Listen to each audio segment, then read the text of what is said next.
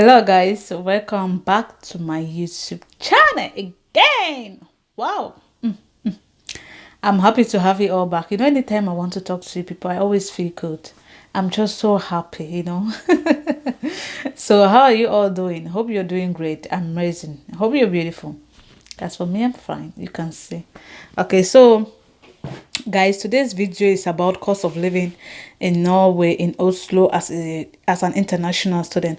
I got this question, and I just thought of doing a video of it. Okay, so sit, relax. Okay, now we will do the calculation together. Okay, get your pen, get your book. Before you move to Norway, you should know the cost of living in Norway is freaky expensive. I'm telling you, to live in Norway, it's expensive. Everything is expensive. Very, very expensive. From accommodation to feeding to whatever. It's just expensive. So you should be ready for it. Get your pen and your book. So you jot down these figures, okay? So we will start by accommodation. How much you pay for accommodation, your transportation, feeding, electricity, clothing, and all the rest. So we will talk about it. Okay, so now firstly, as an international student, you are not allowed to work more than 20 hours per week. I said that already. You are not allowed to work more than 20 hours per week. If you work more than 20 hours per week, danger. So now we will talk about like how much can a student approximately. This is just an approximation. It's not a fixed figure. Okay, how much you can earn as an international student per month in Oslo. How much? Okay, so to how much you can earn is like before tax you can earn like 1,500. That is approximately 1,500. That is almost 15,000 krona. So in dollars it could be 1,500 US dollars. Okay, that is what you can earn. That is before tax, and after tax you might get like 12,500, 13,000, 12,500. So after tax you may end up with 1,250 or 300 US dollars, 1,300 US dollars. You can end up with that. So now let's just take a figure of 1,300 US dollars as your income after tax. That is it. So then how much you pay for your housing? Sorry, everything I looked down because I have it on my phone. How much you pay for accommodation as an international student?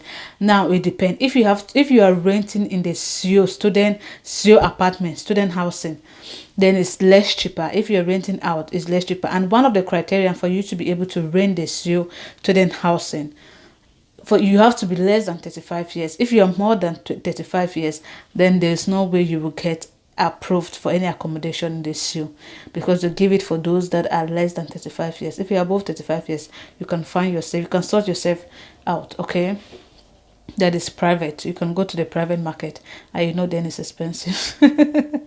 Okay, so assuming that you have to live in the SU student houses, the cheapest room you will get, that is in a share apartment, is 400 US dollars.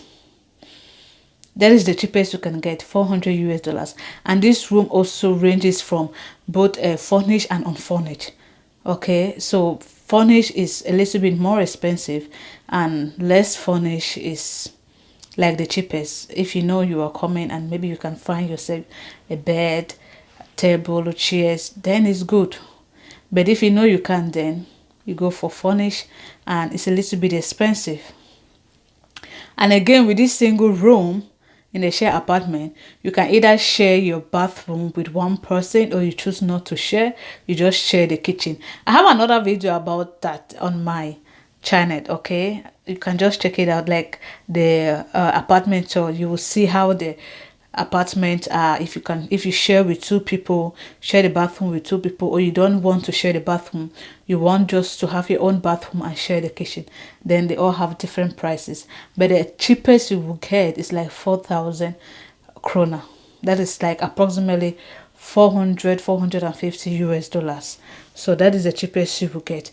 But if you have to live out of the student housing, then it's a little bit expensive. And for the electricity, electricity is added to your rent, so you don't pay electricity different. It's all added to your rent and you pay. Okay. And when it comes to transportation, now transportation also, it depends. There are some people who live close to the university, they're cycling and they go to school. It doesn't cost them much. If they have to carry out other activities or go to work far away from their home, then they can pay, buy one time bus ticket, monthly ticket or yearly ticket. But if you live a little bit far from the university, then you have to have a monthly ticket. And this monthly ticket also categorized of two kind. If you are less than 30 years, you have a discount. That is, it costs like 450 krona.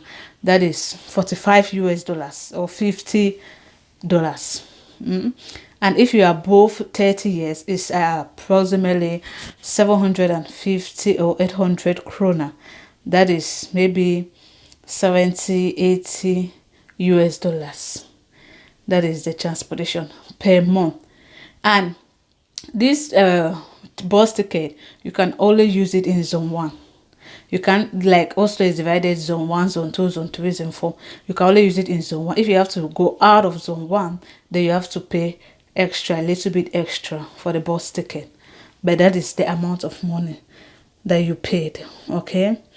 And now when it has to do with health, normally everybody who lives in Norway, you should have a doctor. You should have a doctor, personal doctor that you can visit.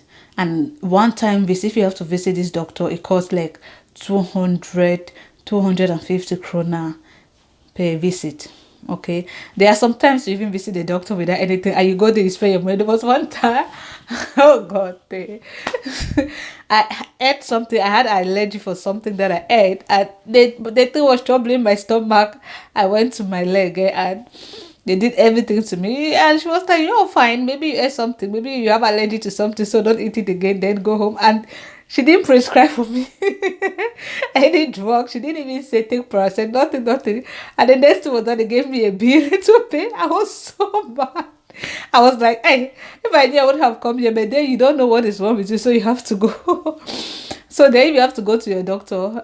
Just one visit will cost you 200. That is 30 US dollars.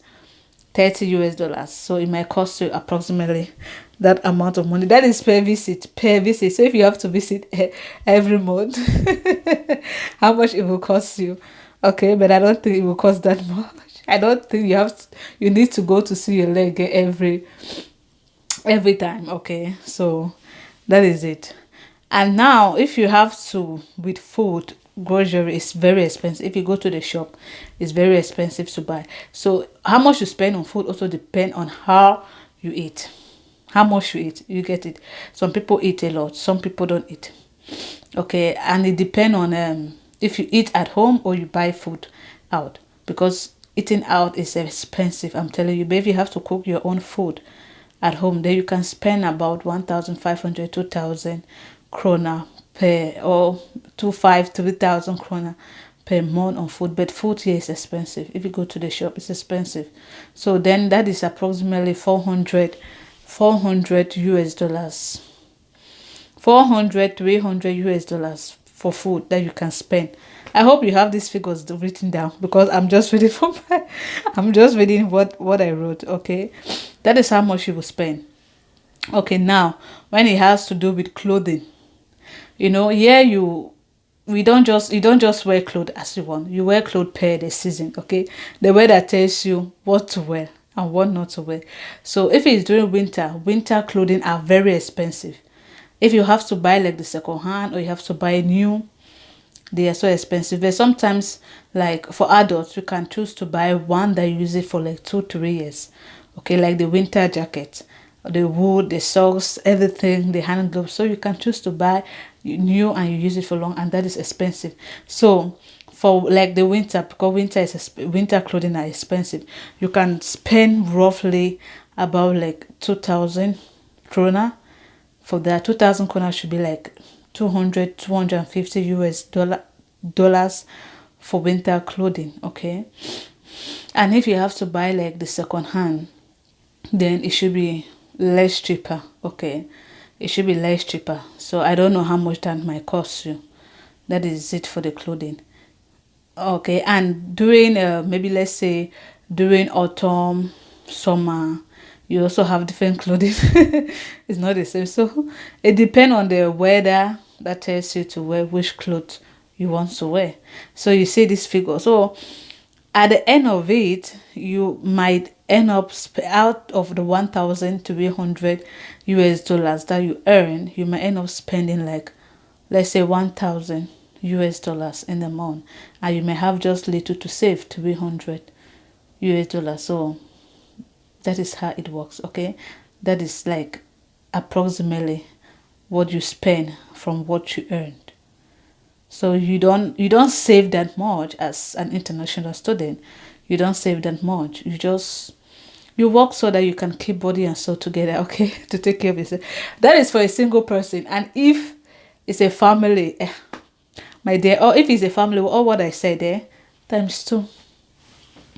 Yeah, but then if you have to rent, because there are some, you can take rooms or apartment with maybe your boyfriend, your husband, you share together.